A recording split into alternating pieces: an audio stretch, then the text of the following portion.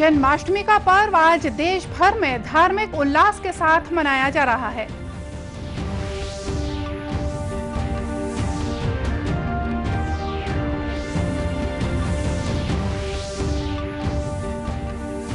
सुकमा जिले में सुरक्षा बलों और माओवादियों के बीच हुई मुठभेड़ में 4 माओवादी मारे गए।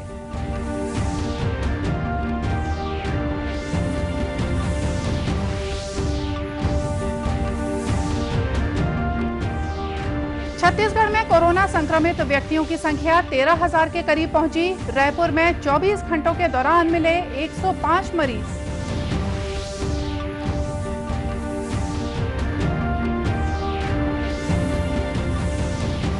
और प्रधानमंत्री के आह्वान पर देश भर की पंचायतों में चलाया जा रहा है स्वच्छ भारत अभियान। दुर्ग जिले में स्वच्छता के प्रति जागरूक हो रहे हैं ग्रामीण।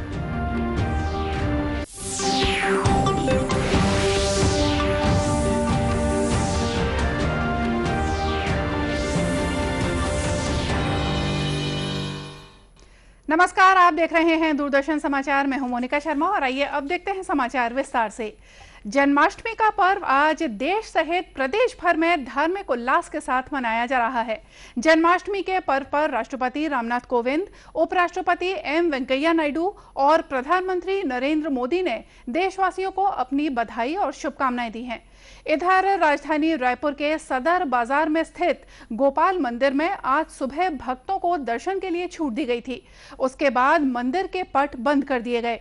कोरोना की वजह से इस बार लोगों की भीड़ नहीं रही।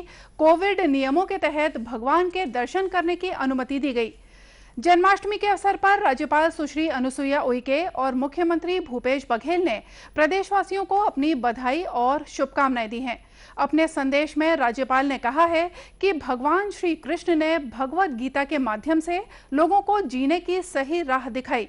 गीता का यह संदेश जनमानस के लिए युगों युगों से पथ प्रदर्शक रहा है। वहीं मुख्यमंत्री भूपेश बघेल ने इस अवसर पर प्रदेशवासियों की सुख समृद्धि और खुशहाली की कामना की है। श्री बघेल ने अपने संदेश में कहा है कि श्री कृष्ण ने हमें कर्म करने की शिक्षा दी है। उनकी शिक्षाएं सत्य के मार्ग पर चलने और अन्याय के खिलाफ खड़े होने के लिए प्रेरित करती हैं। सुकमा जिले में सुरक्षा बलों और माओवादियों के बीच हुई मुठभेड़ में 4 माओवादियों के मारे जाने की खबर है। जिले के पुलिस अधीक्षक शलभ सिन्हा ने बताया है कि जगरगुंडा के जंगल में ये मुठभेड़ हुई। कोबरा 201, सीआरपीएफ और जिला सशस्त्र बल के जवान तलाशी अभियान के लिए निकले हुए थे। इसी दौरान घात लगाकर बैठे माओवादियों ने सुरक्षा बलों पर गोलीबारी की। जवाबी गोलीबारी में 4 माओवादी मौके पर ही मारे गए। सुरक्षा बलों ने घटनास्थल से राइफल, भरमार बंदूक सहित 4 अन्य हथियार भी बरामद किए हैं। देश में कोविड से संक्रमित लोगों की संख्या लगभग 6,44,000 हो गई है। केंद्रीय स्वास्थ्य मंत्रालय ने बताया है कि पिछले 24 घंटों के दौरान देश में 56,000 से ज्यादा लोग कोरोना संक्रमण से ठीक हुए हैं, जो कि एक रिकॉर्ड है। अब तक 16,39,000 से ज्यादा व्यक्ति इस संक्रमण से ठीक हो चुके हैं। स्वस्थ होने वालों की दर 70% से ज्यादा हो गई है। पिछले 24 घंटों के दौरान करीब 61,000 व्यक्ति संक्रमित हुए और 534 लोगों की मौत हो चुकी है। इधर छत्तीसगढ़ में कोरोना संक्रमित व्यक्तियों की संख्या 13,000 के करीब पहुंच चुकी है। अब तक 100 से ज्यादा लोगों की मौत हो चुकी है। प्रदेश में पिछले 24 घंटों के दौरान राजधानी रायपुर में 105 मरीज संक्रमित पाए गए। वहीं दुर्ग से 59, रायगढ़ से 28, राजनांदगांव से 18, बिलासपुर से 17, कोंडागांव से 15, दंतेवाड़ा से 14, कांकेर से 12, नारायणपुर, जांजगीर और बेमेतरा से 11 मरीज पाए गए हैं। इसी तरह कोरबा से 9, बलौदाबाजार से 8, बस्तर सुकमा से 7, महासमुंद, सूरजपुर और बीजापुर से 5 मरीज पाए गए हैं। पिछले 24 घंटों के दौरान प्रदेश में कोरोना से 5 लोगों की मौत हुई है। पूर्व राष्ट्रपति प्रणब मुखर्जी की हालत ऑपरेशन के बाद अब भी नाजुक बनी हुई है। श्री मुखर्जी को वेंटिलेटर के जरिए कृत्रिम श्वास दी जा रही है।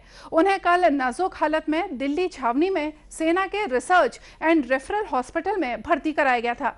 हॉस्पिटल के सूत्रों ने बताया है कि दिमाग में खून का थक्का जमने की वजह से उनकी इमरजेंसी ऑपरेशन किया गया। श्री मुखर्जी को कोविड-19 से संक्रमित भी पाया गया है। छत्तीसगढ़ की प्रथम महिला सांसद मिनी माता की 48वीं पुण्यतिथि के अवसर पर कल प्रदेश भर में विभिन्न कार्यक्रमों का आयोजन किया गया। रायपुर जिले के अभनपुर में आयोजित कार्यक्रम में मुख्यमंत्री भूपेश बघेल के पिता नंद कुमार बघेल शामिल हुए। इस अवसर पर श्री बघेल ने कहा कि सांसद रहते हुए मिनी माता ने समाज और महिला उत्थान के लिए अनेक कार्य किए। श्री बघेल ने कहा कि वे लोगों को उनके अधिकार और सम्मान दिलाने के कार्य में जुटी रहीं। श्री बघेल ने अभनपुर स्थित लोक निर्माण विभाग कॉलोनी में संविधान निर्माता बाबा साहेब अंबेडकर की मूर्ति का लोकार्पण भी किया। उन्होंने समाज के लोगों से कहा कि श्री अंबेडकर के बताए मार्ग पर चलें और अपने अधिकार हासिल करने का प्रयत्न करें। इस अवसर पर भारतीय मूल निवासी संघ से जुड़े लोग भी उपस्थित थे। महासमुंद जिले के साइबर सेल और कोतवाली पुलिस की संयुक्त टीम ने आज 1 करोड़ रुपए से ज्यादा कीमत की ब्राउन शुगर के साथ एक व्यक्ति को गिरफ्तार किया है। इस युवक के पास से ऑटोमेटिक पिस्टल, 2 नग मैगजीन और 2 नग जिंदा कारतूस भी बरामद किए गए हैं।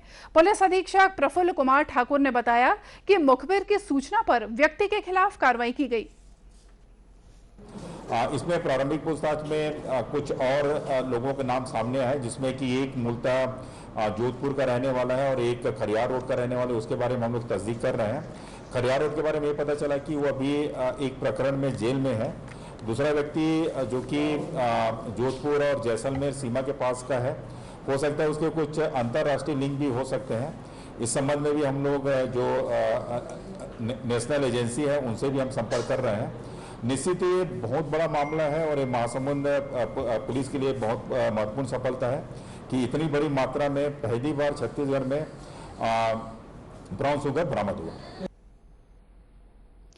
पुलिस अधीक्षक ने बताया है कि पकड़ा गया आरोपी छत्तीसगढ़ के अलावा अन्य राज्यों में भी ब्राउन शुगर की तस्करी और अवैध हथियार बेचने के कार्य को अंजाम देता था।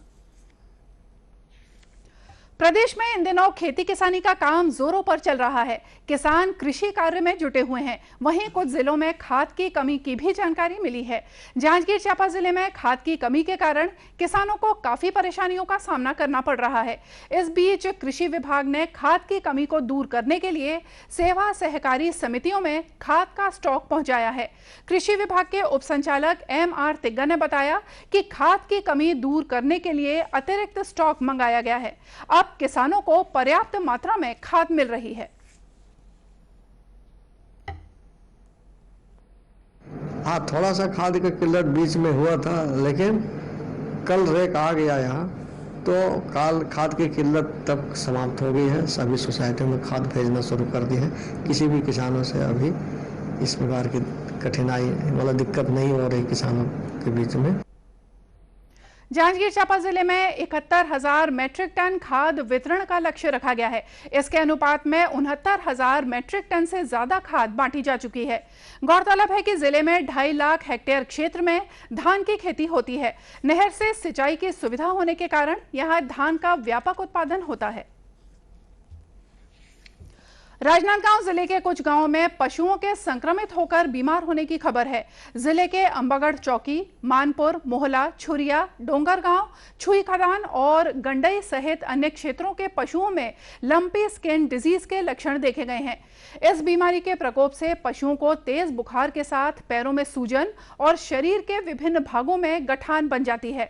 संक्रमित पशु के संपर्क में आने पर स्वस्थ मवेशी भी बीमार हो जाते हैं। इस रोग से पशुओं को बचाने के लिए पशु चिकित्सक जुटे हुए हैं। इस संबंध में पशु चिकित्सक डॉक्टर संदीप इंदुरकर का कहना है कि इस बीमारी से पशुओं की रोग प्रतिरोधक क्षमता पर असर पड़ता है। इसके लिए रोकथाम ये है कि अगर किसी पशुओं को अगर ये बीमारी होती है तो उसके तो सबसे पहले उसके तापमान को नियंत्रित करने के लिए इलाज किया जाता है और इसके द्वारा ना कोई दूसरी बीमारी उसके ऊपर शरीर में उत्पन्न हो, उसके लिए सेकेंडरी कॉम्प्लिकेशन को रोकने के लिए यह उपचार किया जा रहा है। यह एक स्वनियंत्रित बीमारी है। बड़े पशु में यह 10 से 12 दिन के अंदर रहती है, उसके बाद यह स्वतः ही समाप्त हो जाती है। छोटे पशु में भी यह देखने को मिल रहा है, लेकिन छोटे पशु में मृत्यु दर है, लेकिन बड़े पशुओं में इसकी मृत्यु दर नहीं आई है अभी तक। पशुपालक अपने मवेशियों को संक्रमण से बचाने के लिए चिंतित हैं। इस संबंध में ग्रामीणों का कहना है कि पशुओं के बीमार रहने से खेती किसानी के कार्य में असर पड़ रहा है। जो मवेशी जो है ना, इसके बदन में बड़े बड़े से दाना टाइप के, माता टाइप के हुआ। उसके बाद में ना उसके पैर भी सूजन हो गई, और सूजन होने के साथ साथ ये बहुत दर्द में बहुत परेशान था, और खाने पीने में भी बहुत कम खाना बहुत कम खाता था। ऐसे में इसका बीमारी पता चला कि ये माता है इस करके। पशुओं में होने वाले इस रोग का संक्रमण 12 से 15 दिनों तक रहता है। इसके बाद ही पशु स्वस्थ हो पाता है। प्रधानमंत्री नरेंद्र मोदी के आह्वान पर देश भर की पंचायतों में 8 से 15 अगस्त तक स्वच्छ भारत अभियान चलाया जा रहा है। इसी कड़ी में दुर्ग जिले में ग्राम पंचायत भटगांव, ढौर, पाटन और पतोरा में विभिन्न कार्यक्रम आयोजित किए जा रहे हैं। इस अभियान का उद्देश्य लोगों को सफाई के प्रति प्रेरित करना है। दुर्ग जिले के सहायक कलेक्टर जितेंद्र यादव, जनपद पंचायत के मुख्य कार्यपालन अधिकारी JS राजपूत ने ग्राम पंचायत भटगांव, ढौर, पाटन और पतोरा का दौरा किया और साफ सफाई के लिए लोगों को प्रेरित किया। श्री यादव ने बताया कि ग्रामीणों को गांव में स्वच्छता बनाए रखने के लिए प्लास्टिक और अन्य कचरा के निपटारे के लिए प्रेरित किया जा रहा है। जैसा पहले मैंने आपको बताया, इस सप्ताह भर में सरकार ने अलग से हर दिन के लिए एक प्रोग्राम रखा है। जैसे अगर हम आज की बात करें 11 तारीख, तो आज दीवारों की पेंटिंग और उन पे स्वच्छता के कुछ मैसेजेस डालने का आवेदन है। इसके अगर हम पहले देखें तो प्लास्टिक्स का मिनिमम यूज करना, उनका अच्छे से डिस्पोजल करना। फिर उसके बाद अगर हम देखें तो पंचायती भवन के दीवारें, रंग रोगन, पेंट और ये सब। फिर बच्चों में इसके प्रति प्रतियोगिता करवाना, ऐसे प्रतियोगिता, गांव की सफाई। और अगर हम देखें तो ये एक स्वच्छ भारत मिशन जो था उसको एक कंप्लीट करता है, और किसी भी गांव को ओपन डेफिकेशन प्लस, जिसके तहत जो हमारी पहली सीढ़ी थी उसको आगे बढ़ाने का काम करता है। पतोरा ग्राम के ग्रामीणों का कहना है कि स्वच्छताग्राही घर घर जाकर कचरा इकट्ठा करने का कार्य कर रहे हैं। गांव की नालियों के पास साफ सफाई रखने के लिए ग्रामीण श्रमदान भी कर रहे हैं। स्वच्छ भारत अभियान 8 अगस्त से 15 अगस्त 2020 तक माननीय नरेंद्र मोदी जी के आह्वान पर स्वच्छ भारत के अंतर्गत हमारे गांव में कार्यक्रम किया जा रहा है, और हमारे गांव के लोग भरपूर सहयोग के साथ स्वच्छ भारत के अंतर्गत साफ सफाई अभियान, स्वच्छता, शौचालय का उपयोग करना और जितने भी गतिविधियां हैं स्वच्छ भारत के अंतर्गत, वो सारी गतिविधियां हमारे गांव में की जा रही है। गांव में गोबर के उचित निपटारे के लिए व्यवस्था करने के लिए लोगों को कहा गया है। ग्राम पंचायतों में स्वच्छता के प्रति जागरूकता बढ़ाने गांव में दीवार लेखन, नारा लेखन के साथ ही वृक्षारोपण के लिए भी ग्रामीण कार्य कर रहे हैं। और आइए देखते हैं अंत में मुख्य समाचार एक बार फिर से। जन्माष्टमी का पर्व आज देश भर में धार्मिक उल्लास के साथ मनाया जा रहा है।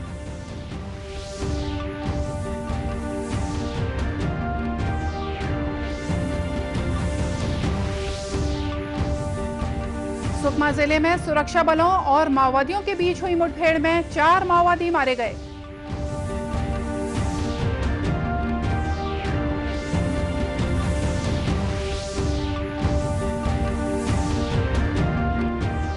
छत्तीसगढ़ में कोरोना संक्रमित व्यक्तियों की संख्या 13,000 के करीब पहुंची। रायपुर में 24 घंटों के दौरान मिले 105 मरीज।